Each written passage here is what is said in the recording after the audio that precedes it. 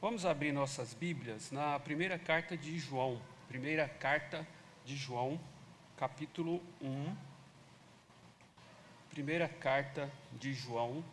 Eu só vou discordar com ele porque ele falou que é mensagem, né? Mas não vou dizer que é uma mensagem, né? A gente vai conversar aqui a respeito desse trecho que eu quero compartilhar com os queridos. 1 João, capítulo 1. Os irmãos vão acompanhar a leitura que eu farei a partir do verso de número 5. Primeira carta de João, capítulo 1, a partir do verso 5, a gente vai ler até o verso 2 do capítulo 2.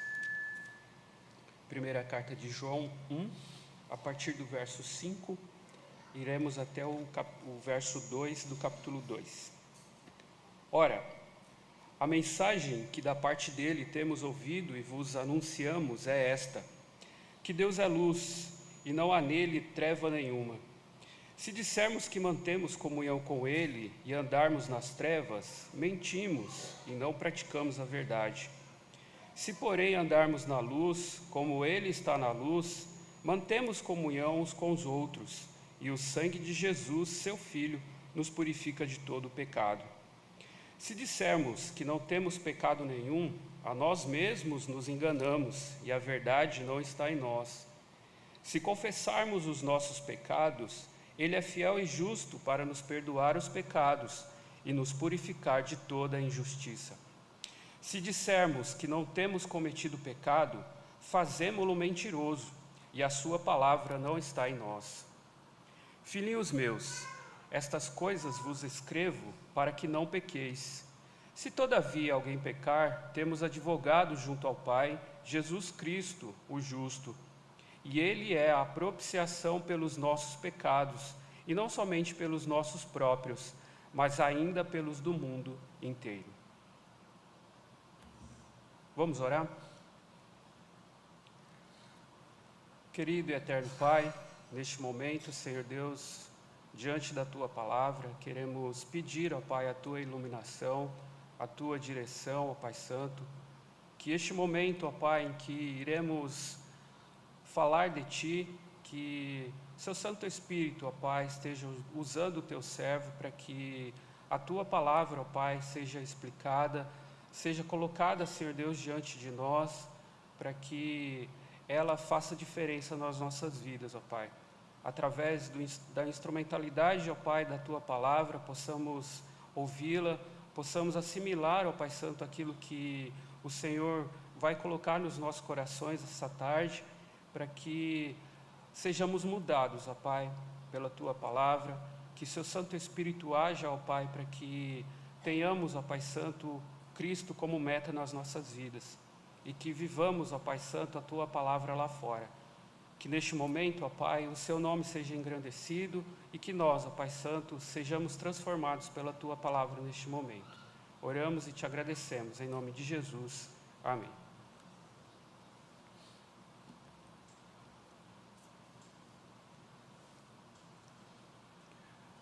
Seu fogão quebrou. Você está lá cozinhando, de repente deu pane. Você precisa de um novo fogão. Você vai lá hoje, né? O celular está na mão. Se não pode naquele momento, você vai lá pesquisar um novo fogão. Você vai comprar um novo fogão porque você não tem mais um fogão que está inutilizado. Vai na loja, escolhe o seu fogão, tenta, né, dar uma melhorada no que você já tinha, aproveita a oportunidade e procura a troca do seu fogão. Escolheu o fogão, a loja vai lá e providencia a escolha daquele lindo fogão que você escolheu. O fogão chega em casa, ele chega embalado, né, vem numa caixa bem grossa, dura, para proteger aquele item, aquele bem que você acabou de comprar. Mas observe o seguinte, na caixa tem uma figurinha, né, de uma seta que está para cima. Aquela seta indica que aquele produto é frágil, né, e que ele deve ser transportado, acomodado, a sua manipulação deve ser feita mediante aquela figurinha, ele sempre tem que estar para cima. sempre. Se porventura acontecer alguma coisa, algum problema e for virado, ou na manipulação, colocarem, né, um em cima do outro, mas virado, pode quebrar. Então, aquele aviso ele tem que ser respeitado, sempre para cima. E nós, cristãos, como saber se a nossa vida está para cima, está do lado certo, se ele está apontando para cima? Como que a gente sabe, né?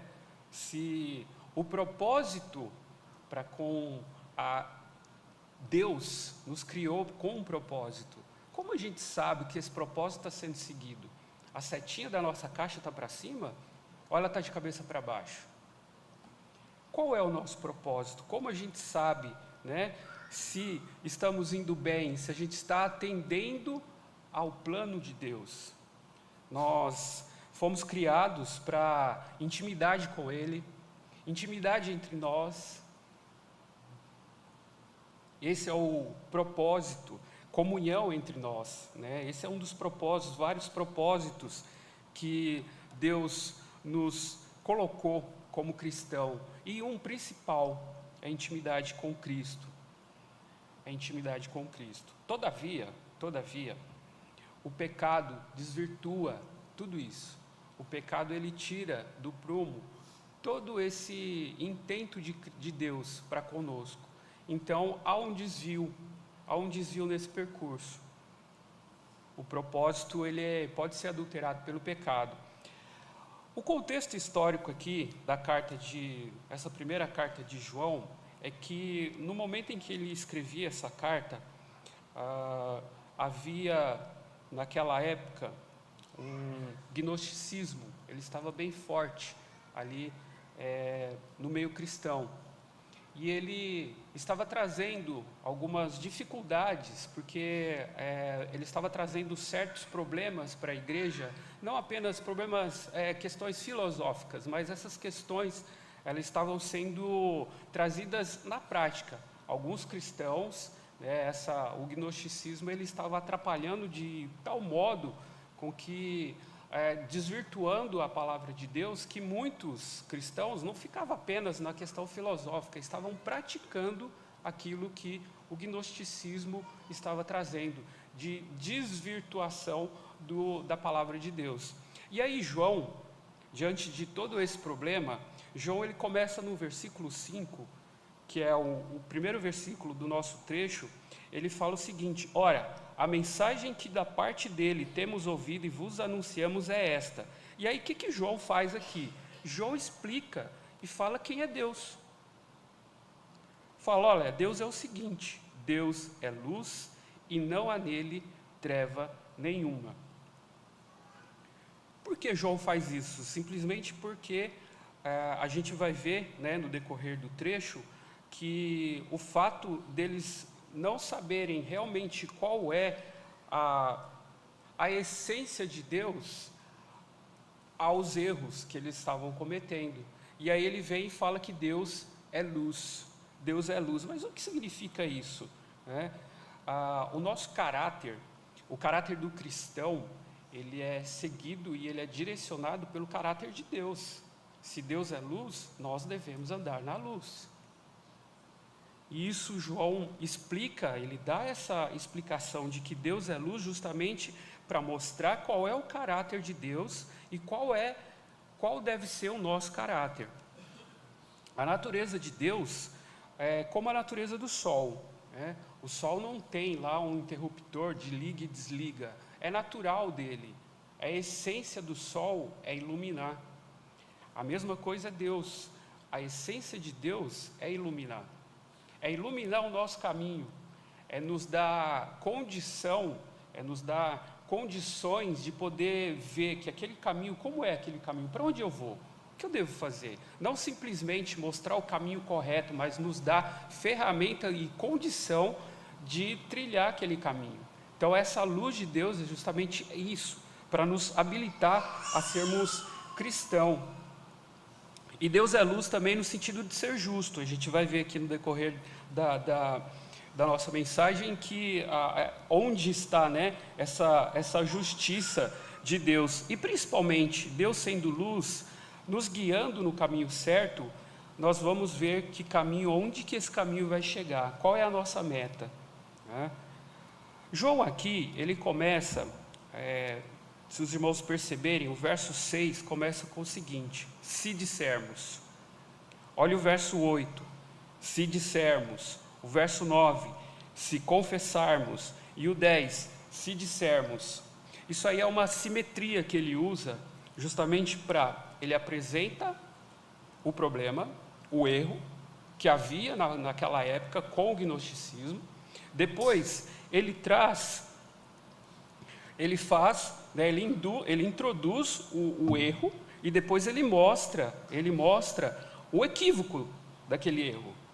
Se dissermos, por exemplo, o verso 6, se dissermos que mantemos comunhão com ele e andamos nas trevas, o que ele faz em seguida? Mentimos.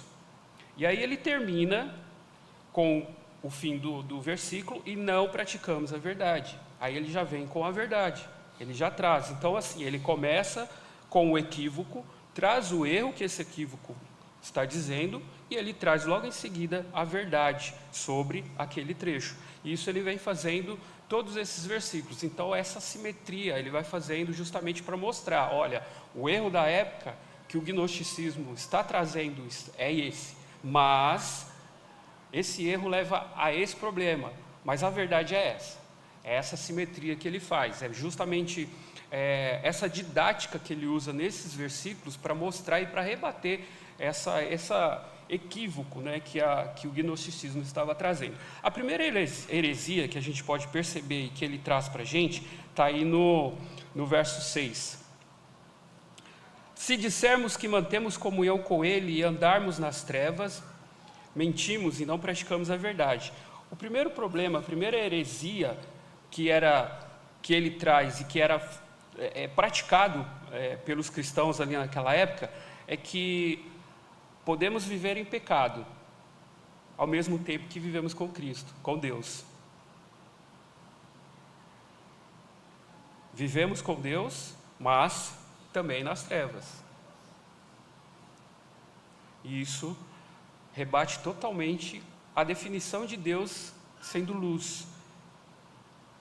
Não tem como, não há possibilidade disso. Andar na luz é ser sincero, é não esconder nada. Não podemos esconder nada, não tem como.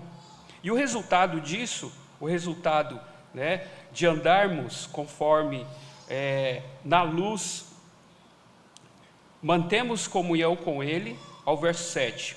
Se porém andarmos na luz como ele está na luz, mantemos comunhão uns com os outros, e o sangue de Jesus, seu Filho, nos purifica de todo pecado. Esse é o resultado.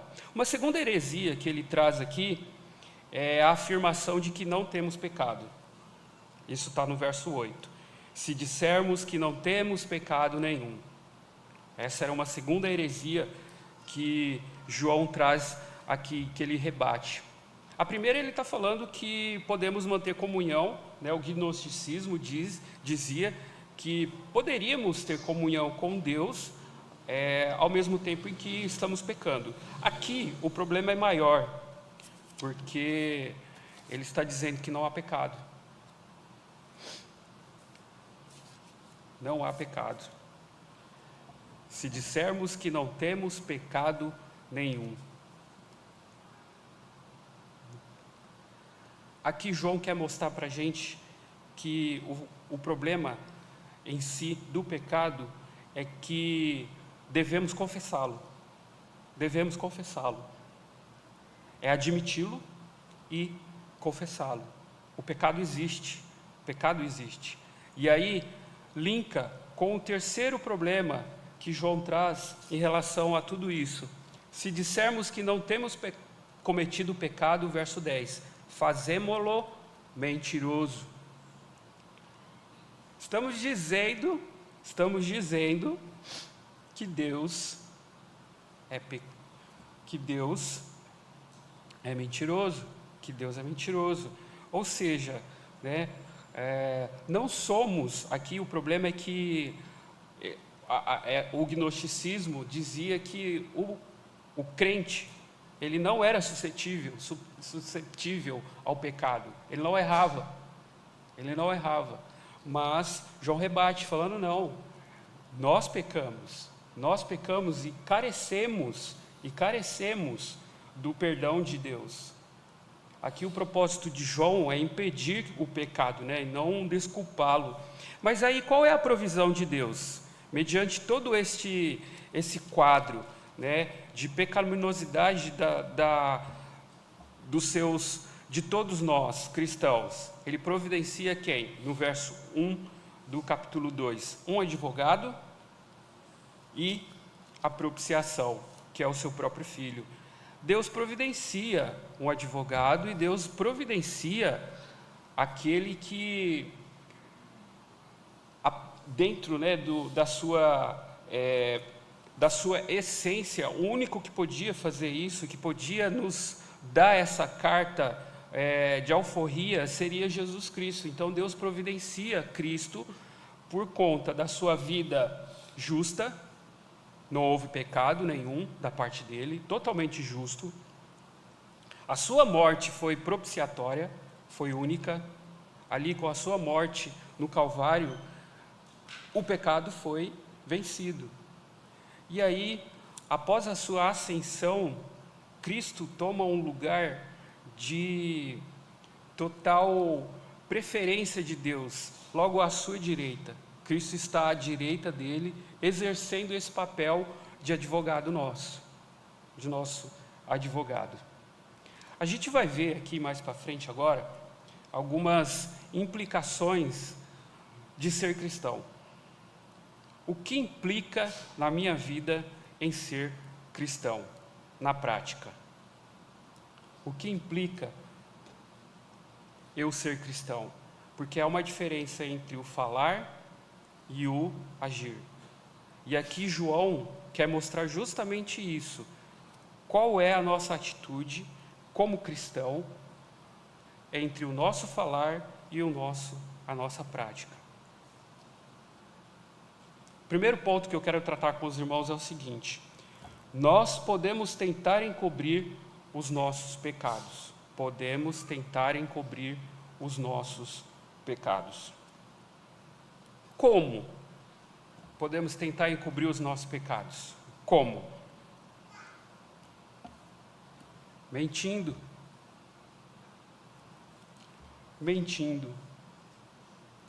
falando mentira. O verso 6: se dissermos que mantemos comunhão com Ele e andarmos nas trevas, mentimos e não praticamos a verdade. Queremos passar uma imagem de crente, aquele crente correto, certinho, mas no fundo, andamos em pecado.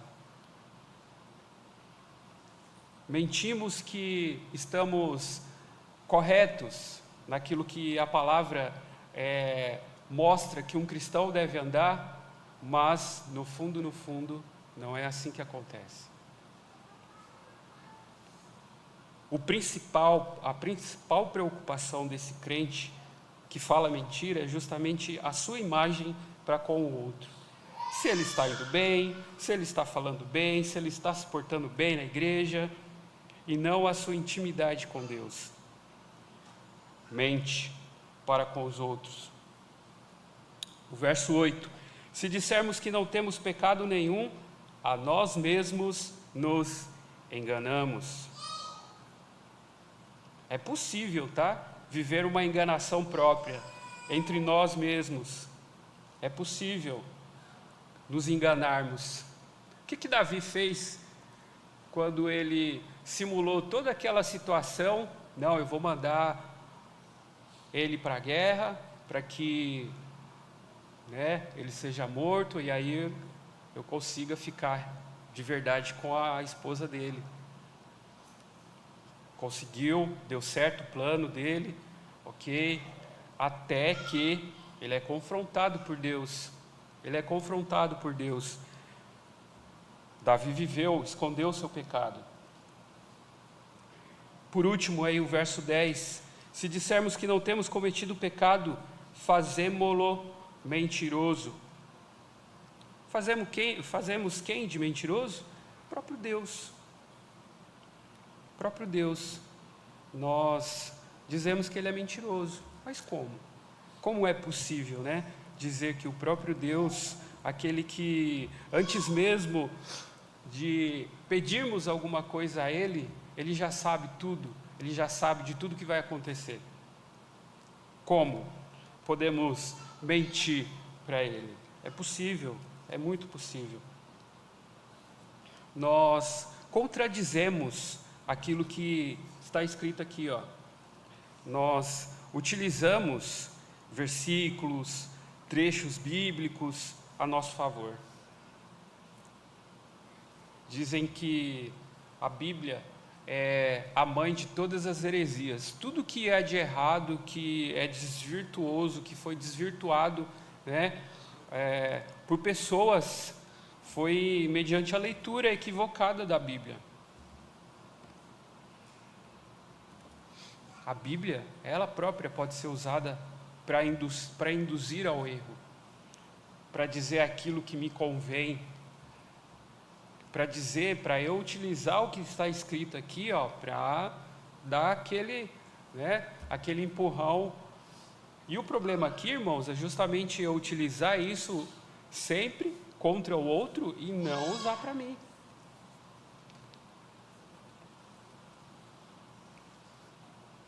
Vemos aqui todo domingo à noite, no culto, nos assentamos aqui, ouvimos a mensagem, mas aquela mensagem, ó, não faz diferença. Isso é dizer que Deus é mentiroso. Isso é dizer que a sua palavra mente, que Ele está mentindo. Um segundo problema, por conta da mentira, uma outra situação, é que o que a gente perde com tudo isso? O que o cristão perde em ter uma vida de mentira para com nós mesmos, para com os nossos irmãos, para com Deus? Qual é a perda que temos mediante tudo isso? Verso 6. Mentimos e não praticamos a verdade. A verdade é essa aqui, ó, a sua palavra. A tendência é procurar outra verdade, que não é a correta, que não é a verdade pura, que não é a palavra de Deus. A gente não busca mais ela. É deixar de praticar a sua palavra. A gente deixa de estar, a palavra é de Deus, a palavra é dele. A gente deixa de estar com Deus, não praticando a verdade. Consequentemente, uma outra perca que temos é a comunhão para com o próprio Deus e entre nós. Por quê? Se deixamos de praticar a palavra de Deus, se deixarmos de buscar a sua palavra, o que mais a gente deixa de fazer? Orar. Uma outra consequência, a gente deixa de orar. E a oração é aquele momento íntimo que temos para com Deus. É aquele momento em que vamos nos colocar, nos derramar diante dEle e mostrar, olha Deus, eu quero isso, eu quero aquilo, me perdoe isso, me perdoe aquilo, me ajuda, intimamente ali, ó, você e Deus. E isso se perde, vira um rito, né? Praticamente um momento ali apenas de desencargo de consciência, e não aquele momento íntimo, verdadeiro e transformador que devemos ter. A gente perde isso. Comunhão entre nós, a gente também perde. Por quê? A gente vem aqui, o trabalho, o que o pecado vai fazer? A gente viu algumas aulas atrás, o que o pecado vai fazer com aquela pessoa? Vai dificultar as coisas, ele vai ver problema em tudo quanto é situação. Nossa, mas podia, para que fazer um culto nessa hora? Para que fazer isso? Para que fazer aquilo? A gente não podia ter feito isso, a gente não podia ter feito aquilo. Começa a ver as dificuldades, os problemas, e isso cada vez mais vai afastando aquela pessoa da comunhão entre os irmãos, até que ele sai, não quer saber mais de comunhão. vai perder a comunhão com Deus, entre os irmãos, com a sua palavra, e principalmente, irmãos, vai perder o seu caráter. Vai perder o seu caráter. Aquela pessoa que mente para nós, mente para nós mesmos, para Deus, vai perdendo seu caráter. Ele vai se tornando uma pessoa insensível, uma pessoa que não busca e que não se atenta à verdade. Lembram quando que eu acabei de citar o exemplo de Davi? O que Davi fez? A consequência de todo o erro dele, ele perdeu a comunhão com Deus. Ele perdeu a sua família, perdeu a sua saúde, seu reino, tudo por conta do pecado da mentira. Tudo por conta do pecado da mentira. Perdemos. Mas se nós queremos desfrutar da verdadeira vida, nós jamais poderemos encobrir os nossos pecados. Jamais, irmãos, jamais. Jamais encubre o seu pecado. Jamais. Segundo ponto que eu quero tratar com os irmãos: nós podemos confessar os nossos pecados. Nós podemos confessar os nossos pecados. João, ali no verso 1 do capítulo 2, na parte B: se todavia alguém pecar, temos advogado junto ao Pai, Jesus Cristo justo. Verso 2: e Ele é a propiciação pelos nossos pecados. Aqui, João traz duas figuras muito interessantes, né? Que é a figura do advogado, que não é novidade para ninguém, né? Todos nós já, em algum momento da nossa vida cristã, já ouvimos falar, né, que Cristo é o nosso advogado, e também, além de advogado, Ele é propiciação.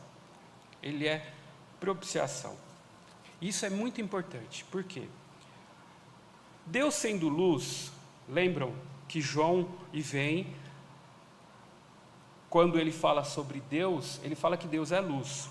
Deus sendo luz, Ele não pode, e a sua essência não pode, em momento algum, ignorar o pecado, o erro. Deus sendo Deus, não pode, em hipótese nenhuma, ignorar o erro, o pecado. Mas Ele nos ama e quer nos dar vitória. E aí, como que Ele faz? Como que Deus faz a junção dessas duas coisas? Ele sendo justo e Ele sendo luz, tem que acabar com o pecado. Mas Ele quer cuidar das suas criaturas, dos seus filhos, que somos nós. Ele quer nos dar amor, quer nos dar vida. Mas e aí? Como balancear isso? A propiciação, que é o seu filho. Ele providencia o seu filho unigênito, o seu único filho, para vir aqui, primeiro se humilhar, se tornar homem, cumprir a palavra dele completamente, por completo. Até então, até a vinda de Cristo, o cristão ele tinha que tentar, na medida do possível, seguir o Pentateuco, as leis. Mas Deus, já de antemão, sabendo que ninguém tinha condição, ninguém seria capaz de cumprir toda a lei, Ele manda o seu filho perfeito, justo, sem pecado nenhum, o único que foi capaz de assumir todos os nossos erros ali na cruz, e assim apaziguar a ira de Deus. Com a morte de Cristo, que foi a sua propiciação, o momento em que Cristo toma o nosso lugar ali naquela cruz, Deus se faz justo, se faz a justiça, porque Cristo vence a morte, Cristo vence o pecado. E o pecado ali, a partir daquele momento, não há mais pecado, porque Cristo venceu. E aí Cristo sobe. Cristo vai à presença dele. E aí entra a segunda figura que João trata, que é o advogado junto ao Pai. Para quem já teve a oportunidade, ou quem já foi convocado, pela justiça para se apresentar a um juiz, a gente não pode, o juiz ele não aceita com que a pessoa que foi convocada fale diretamente com ele. Usa-se a figura do advogado. O advogado é aquele que vai falar com o juiz no nosso lugar. Ele vai nos representar. Ele vai ser o nosso amigo para com aquele juiz. Isso é importante, amigo. O advogado geralmente, dependendo da situação, do problema que está acontecendo, o advogado ele precisa ter precisa conhecer o quadro geral, e principalmente detalhes até daquela situação. Então ele acaba se tornando seu amigo, confidente. Você vai ter que apresentar para ele, olha, aconteceu isso, mas na verdade foi assim, assado. Ele se torna o seu amigo. E aí a figura de Cristo aqui como nosso advogado é justamente, e aqui é uma ação contínua, tá, irmãos? A propiciação aconteceu lá no Calvário, quando ele se entregou, quando ele foi crucificado. Aí ele subiu aos céus. E até hoje ele exerce essa função de nosso advogado. Diariamente, todo instante, segundo a segundo, minuto a minuto, Cristo age nas nossas vidas, diante do Pai, nos justificando, porque Ele, como nosso sumo sacerdote, simpatiza com as nossas fraquezas. Ele entende a nossa fraqueza, apesar de, muitas vezes, o nosso erro, o nosso pecado ser recorrente. Quantas vezes aqui a gente já não pediu perdão para Deus por um pecado, aí amanhã a gente vai e pede perdão por aquele mesmo pecado, e aí vai, Sempre a mesma coisa, sempre o mesmo pecado, sempre, sempre. Mesmo assim, Cristo sendo nosso advogado, Ele está pronto, Ele sabe da nossa essência, Ele sabe da nossa fraqueza, e Ele, na hora, se põe diante de Deus, fala, olha, Deus, perdoe ele, não por mérito nosso, mas por ele mesmo, por ele ter sido justo, por ele ter sido completo, por a sua morte ter tido aquela função de extirpar a morte, derrotar a morte ali naquele momento. Então ele tem total compreensão da nossa vida, do nosso erro, e também é o único que tem condição de falar, não, Deus, não julgue ele como ele deveria ser julgado. Essa é a ação de Cristo junto ao Pai como nosso advogado. Sendo assim, vamos esconder o pecado? Sabendo que Deus providenciou o seu Filho para morrer na cruz por nós, sabendo que Deus providenciou o seu Filho para que ele fosse crucificado lá naquela cruz, no nosso lugar, no meu lugar, no seu lugar, sabendo de tudo isso, que ele, além de tudo isso, está ali ao lado do Pai, advogando ao nosso favor, o que a gente vai fazer? Qual é o nosso papel mediante tudo isso? Volta um pouquinho aí. Verso 9. Se confessarmos os nossos pecados, esse é o nosso papel. Devemos confessar os nossos pecados. E aqui, esse confessar que João quer que façamos, é que nós concordemos com Deus de que estamos errados. Deus, realmente, pequei, estou errado. Peça perdão a Ele. E não uma confissão como um remorso. Aqui, na verdade, João, ele pede para que esse pecado seja confessado, mas ele seja nomeado. Nomeie o pecado.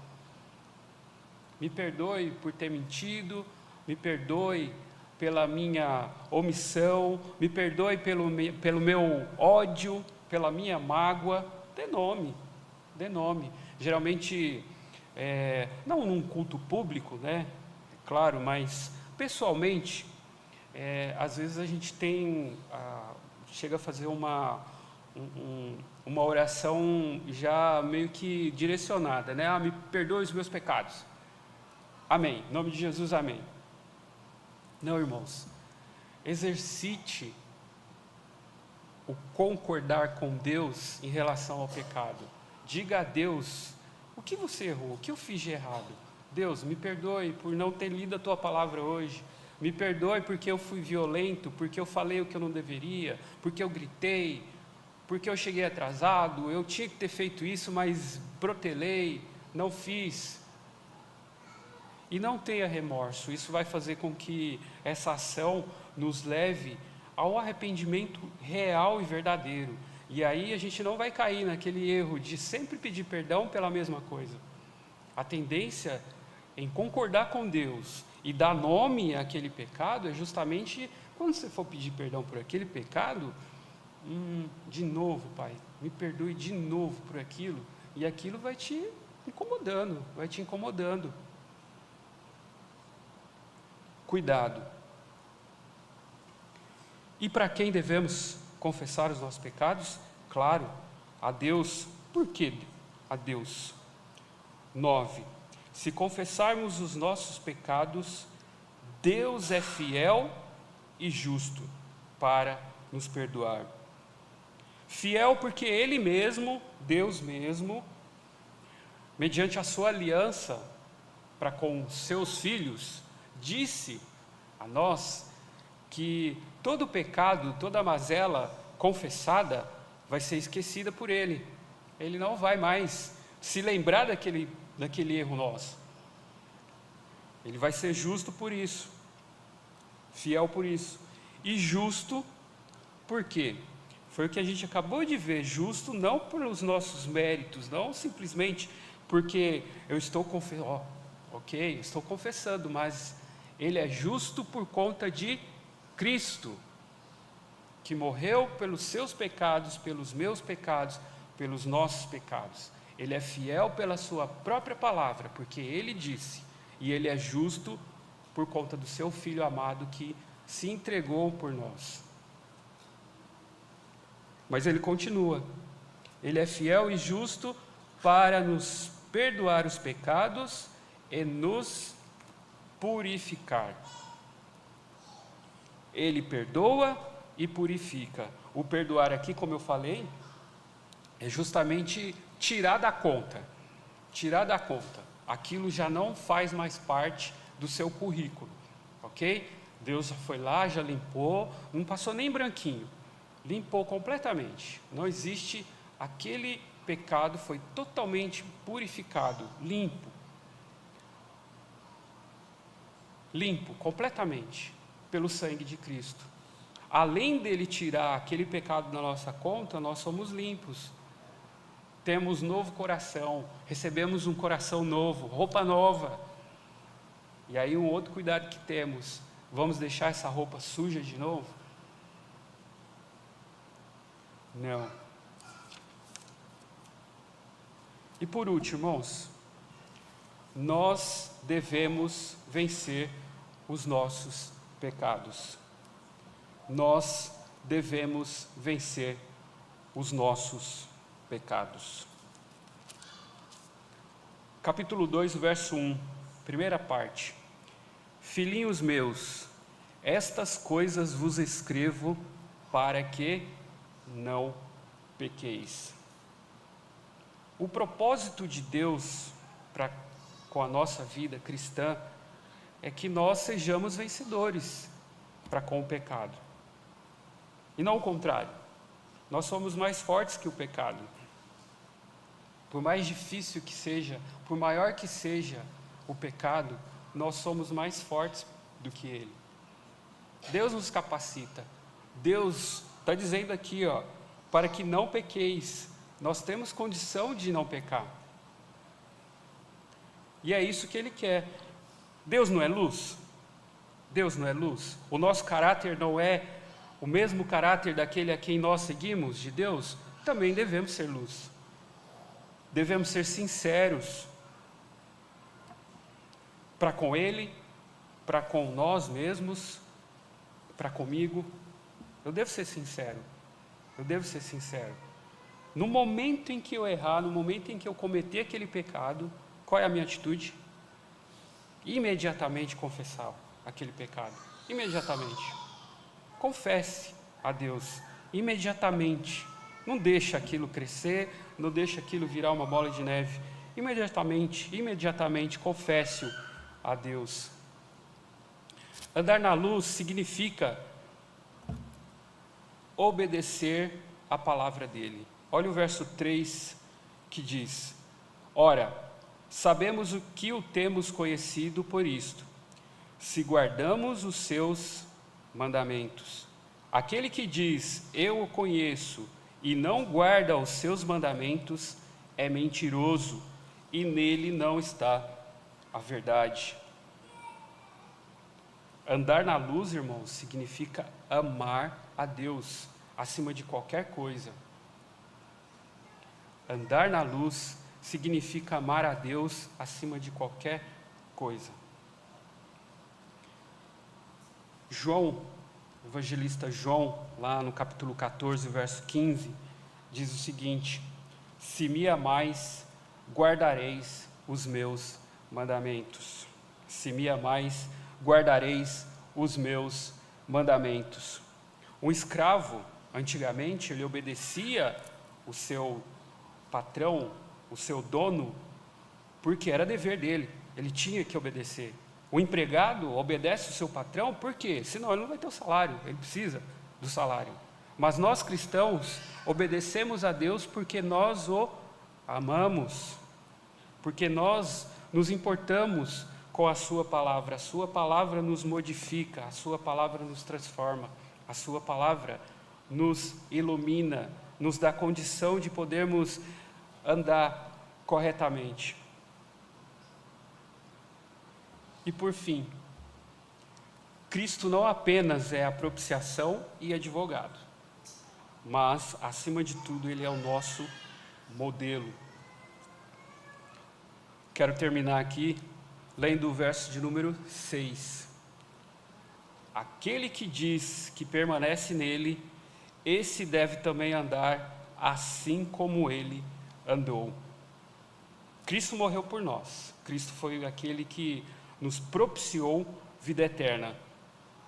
Hoje ele vive ao lado do Pai, sendo nosso advogado. Mas Cristo é a nossa meta. Cristo é o nosso espelho, a nossa imagem. Quando chegarmos diante de um espelho, qual é a imagem que deve aparecer ali? A imagem de Cristo. Esse é o nosso objetivo, a nossa meta, porque Cristo foi o nosso advogado, foi a propiciação pelos nossos pecados, é o nosso advogado e Cristo é o nosso modelo. Que vivamos tendo isso como objetivo, santificação a cada dia, a cada instante, tendo como modelo Cristo, o nosso Salvador, o nosso advogado e o nosso modelo. Que Deus nos abençoe. Amém.